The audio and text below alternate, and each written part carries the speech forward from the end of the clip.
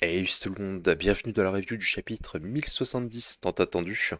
Je sais pas trop quand sortir la vidéo au moment où je la tourne, certainement après le réveillon, mais régalez-vous, passez d'excellentes fêtes, la santé, la paix et plein de bonnes choses sur tous. Merci pour votre retour en tout cas de taille pour la dernière vidéo qui parle de Crocodile Moria. Ça m'a fait super plaisir, merci beaucoup pour cette fin d'année et bienvenue à tous ceux qui nous rejoignent en cours de route.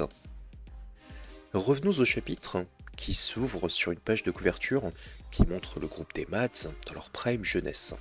Un Vegapunk aux airs d'anarchiste hawaïen, tout comme Judge, Shizar Clown, Queen et Stussy la planquée, armes en main pour lutter face au système, pour le bien de l'humanité et le bien du monde, nous dit Eiichiro Oda.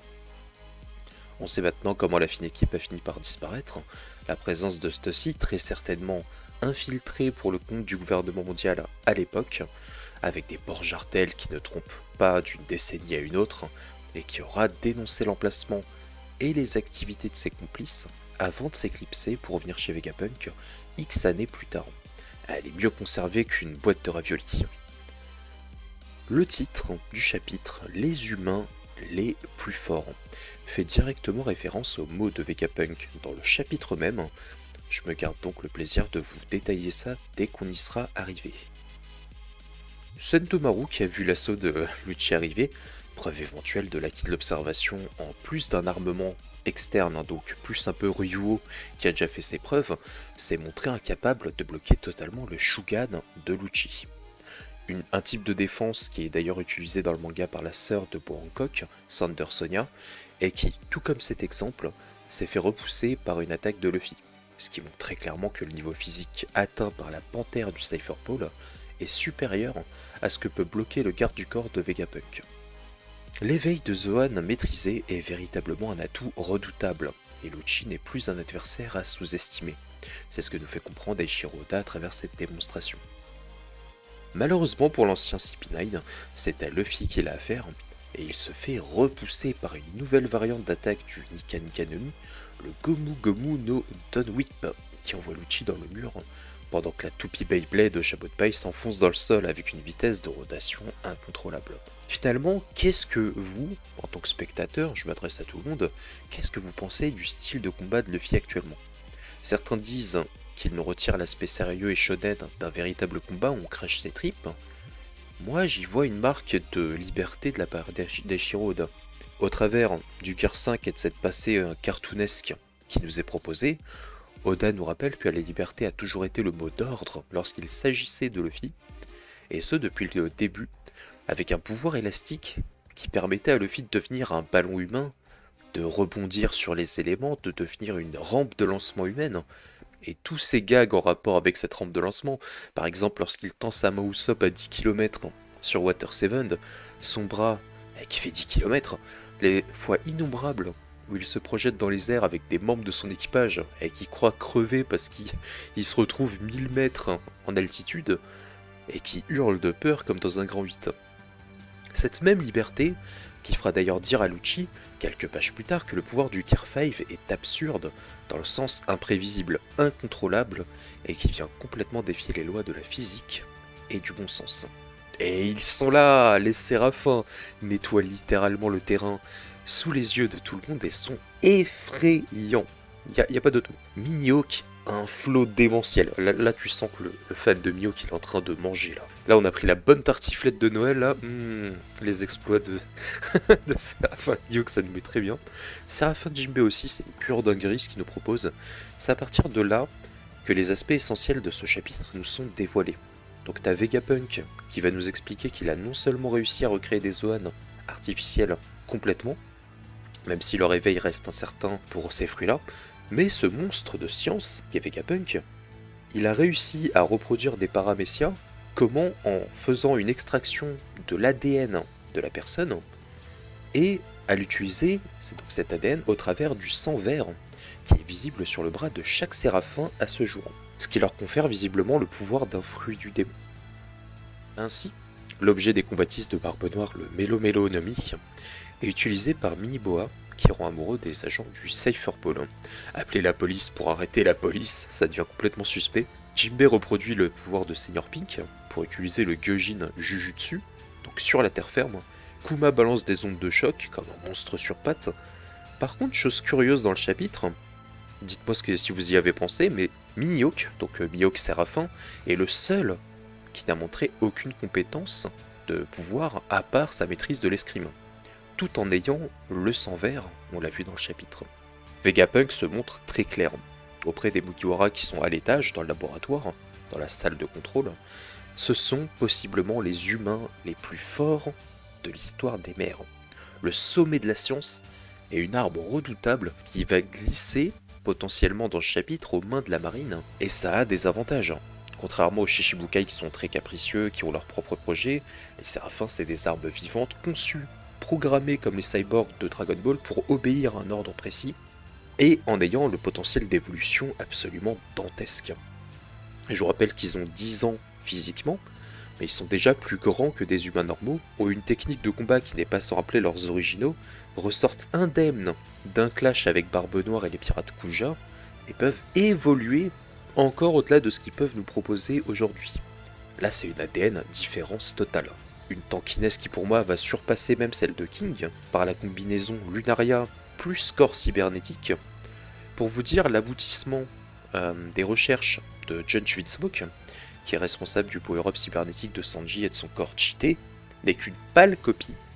Vraiment, c'est une copie dérisoire en comparaison de tout ce que peut faire Vegapunk avec cette science beaucoup plus améliorée.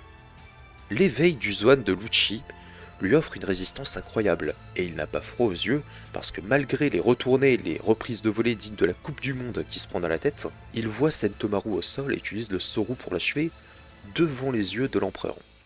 Retour de la taupe cartoonesque appelée Luffy, qui mitraille Lucci de cailloux après avoir essayé de taper son meilleur croc dans la panthère, et utilise les conduits du laboratoire comme une corde de ring. Imagine une paire de lunettes de visée, et décoche à Don Rocket dans le bide de Lucci qui tombe en PLS, qui perd conscience, il est complètement vanné. Un autre passage hyper intéressant souligné, donc là je suis en train de faire dans l'ordre des pages, est que les Séraphins parlent et sont dotés d'une conscience de sentiment et qui ressortent sur ces cases lorsque Jinbei complimente Biniboa qui adopte une narration ouesque. Pour notre plus grande surprise, à mon avis c'est une information à conserver pour deux raisons. La première raison, c'est que de la volonté propre naît la maîtrise de cette énergie que chaque être possède au fond de lui, l'ambition, le acquis. Biniboa nous montre qu'elle est humaine, tout comme les autres, à leur manière, et c'est une piste qui peut nous faire comprendre déjà qu'ils peuvent maîtriser le acquis parce qu'ils ont une volonté, mais aussi autre chose.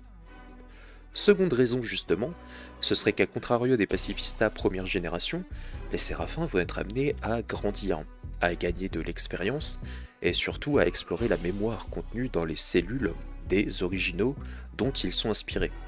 Imaginez une mini-boa qui va craquer sur Luffy, l'amour éternel, vous connaissez, qui passe à travers les cellules et l'ADN, et le bordel, lorsque la vraie boa va voir une mini Hancock coller Luffy, ça va être incroyable. Imaginez un Mihawk plus jeune, c'est pas celui qui a 44 ans qui est déjà blasé de la vie parce qu'il a déjà tout atteint, non. C'est un Mihawk qui a 10 ans, il est adolescent dans la préadolescence, et il est en quête de combat pour obéir à son instinct d'épéiste, pour atteindre le sommet. Ce même Mihawk qui, voyant Barbe Noire l'empereur, et il a pas attendu les ordres de Kobe, il lui a sauté dessus, il l'a matraqué avec son épée de carrefour. C'est incroyable. Et il a fondu d'ailleurs une partie d'Amazon Lily, grand respect. Séraphin Jinbei, quant à lui, a l'air plus posé, calme, il parle moins capricieux en tout cas que ses deux pères, tout comme Escuma, et ils ont quasiment rien fait pour le moment, mais j'attends de grandes choses. Et les gars, non là il faut qu'on en parle, et je veux voir la rencontre des originaux et des Séraphins. Je veux même voir Zoro qui reconnaît Œil de Faucon au travers de la maîtrise du sabre de sa copie. Une passe d'armes. S'ils font une passe d'armes, oh là là, imaginez le déclic chez le Séraphin.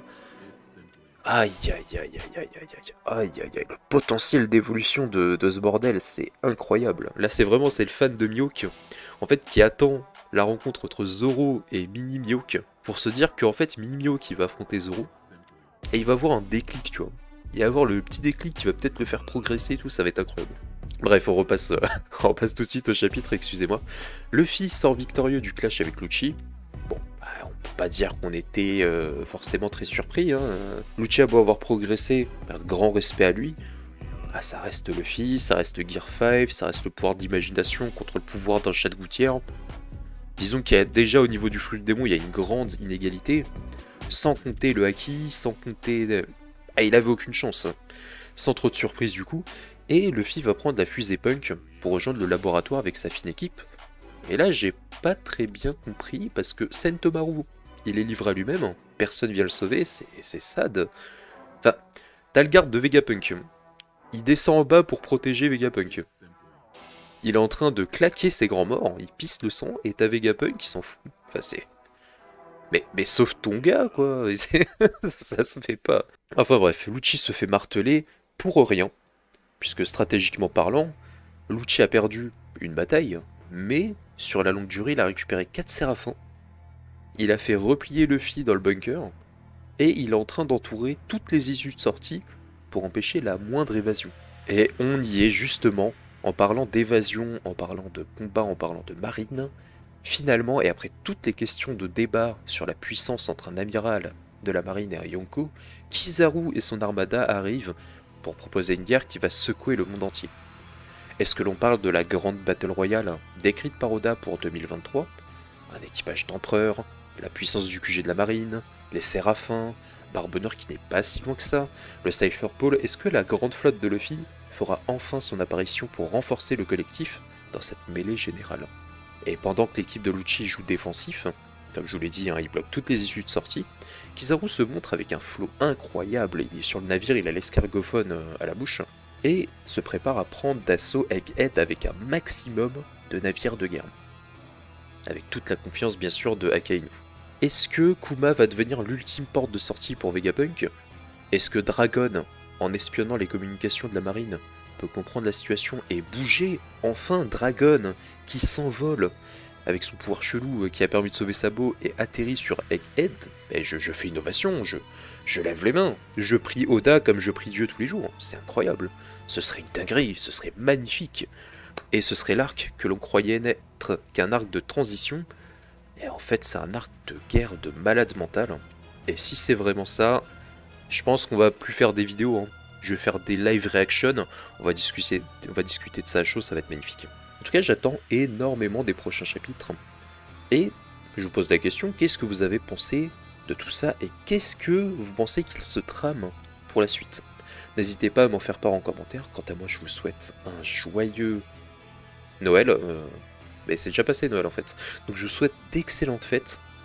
Un nouvel an parfait, nickel. Profitez de vos amis, profitez de la famille. Mettez-vous très très bien. Et je vous dis à très vite pour de nouvelles vidéos. Tchuss!